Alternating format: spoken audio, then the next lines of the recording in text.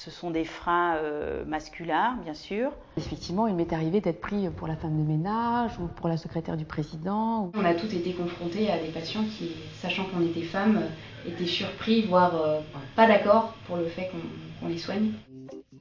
En 2030, un chirurgien dentiste sur 2 sera une femme. Une féminisation qui n'est pas sans bouleverser une profession majoritairement contrôlée par des hommes. Alors, qui sont ces femmes et comment changent-elles progressivement les codes de l'art dentaire ? Enquête.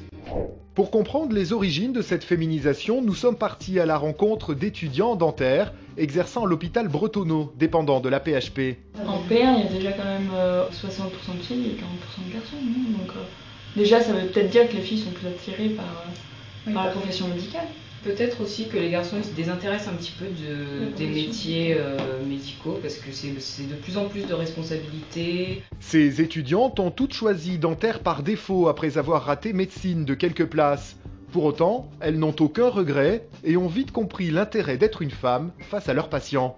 On a ce côté parfois un peu maternant qui peut rassurer pas mal de patients qui conservent encore cette grande peur d'aller chez le dentiste. Et voir une femme, je pense qu'il y a un côté peut-être un peu moins sévère, un peu moins stressant. Et donc, moi je le sens comme ça, le contact s'établit beaucoup plus rapidement, beaucoup plus vite et beaucoup plus sereinement. Mais dans leur courte carrière, elles ont déjà été toutes confrontées à des verrous sociétaux, parfois difficiles à gommer. Moi j'ai déjà été confrontée à un patient qui refusait en fait mon diagnostic et tout ce que j'entreprenais vers lui en fait, il le déconsidérait du fait que j'étais une femme. De toute façon, il me l'a quasiment clairement dit, que j'avais pas tellement ma place avec ici et encore moins dans une blouse. Ces barrières, les femmes chirurgiens dentistes ne les rencontrent pas qu'avec leur patientèle. Le docteur Myriam Garnier a été l'une des premières femmes élues au Conseil de l'Ordre en 2007. Mais la commission qu'elle préside a vu le jour pour une raison plutôt surprenante. La commission démographie a réfléchi au départ de sa création à ce phénomène de féminisation qui en préoccupait plus d'un. Puisque certains, effectivement, avaient tendance à penser qu'une profession qui se féminise est une profession qui s'appauvrit. Certains ont pu être amenés à penser que les femmes chirurgiens-dentistes n'avaient pas la même activité que leurs confrères, à savoir privilégier plus un équilibre familial, un peu plus de temps à consacrer aux autres et moins finalement à l'exercice de leur métier. Des préjugés tenaces dénoncés par plusieurs études sur la profession de chirurgien-dentiste. Les statistiques et les études comportementales qui ont été effectuées par divers organismes ont bien montré qu'aujourd'hui, un jeune praticien, qu'il soit homme ou femme, exerce l'art dentaire de la même manière. Ne serait-ce qu'en temps d'activité qu'en temps d'équilibre familial, il n'y a pas de distinction entre le fait d'être un homme ou le fait d'être une femme. Pourtant, lors de son élection en 2007, le docteur Garnier a été confronté à des situations plutôt dérangeantes au sein de certaines juridictions ordinales. Effectivement, il m'est arrivé d'être pris pour la femme de ménage ou pour la secrétaire du président. Il y a dans certains esprits le fait qu'une femme ne pouvait pas atteindre ce poste-là. C'était du domaine de l'impossible. Voilà pourquoi, et pour répondre aussi à des besoins spécifiques, le syndicat des femmes chirurgiens-dentistes a vu le jour en 1935. Si son activité continue en 2013, c'est que la réalité ne correspond pas toujours aux discours officiels. De la part de nos confrères masculins, la féminisation de la profession et des instances professionnelles est plutôt bien perçue. En tout cas, c'est le discours qu'on entend.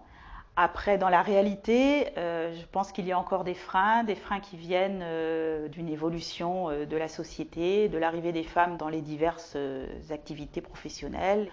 Ce sont des freins masculins, bien sûr, pour laisser la place aux femmes, c'est pas toujours évident. Et ce sont aussi des freins peut-être féminins, puisque les femmes n'ont peut-être pas encore assez l'envie de monter au créneau et de prendre des places.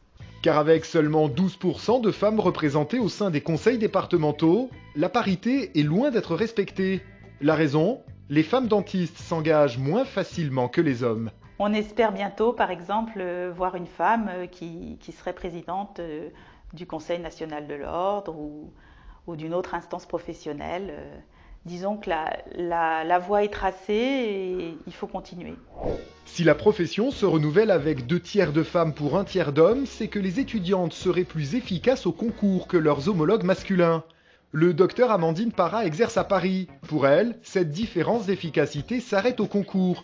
Mais il existe malgré tout une spécificité féminine. Une femme va peut-être fignoler plus longtemps un composite, revérifier 2 fois la teinte en prothèse, s'attarder plus sur un enfant ou un patient phobique des anesthésies, le rassurer. Un homme passera peut-être moins de temps sur la composante psychologique et va donner le diagnostic, le plan de traitement. Je pense que les patients modulent aussi leur comportement en fonction de s'ils sont soignés par un homme ou par une femme.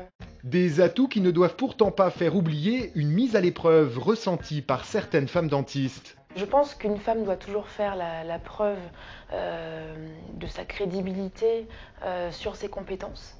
Alors, la profession de chirurgien dentiste pourrait-elle changer de visage dans quelques années, à l'instar des pharmaciens qui comptent près de 70% de femmes?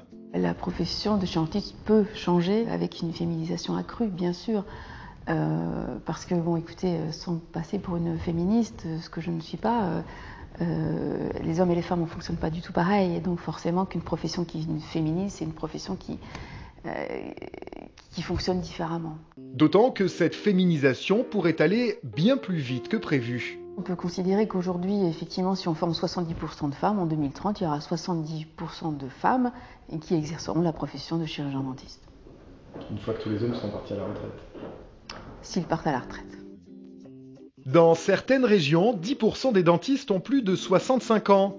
Ces seniors de l'art dentaire qui comptent bien exercer encore quelques années sont tous des hommes.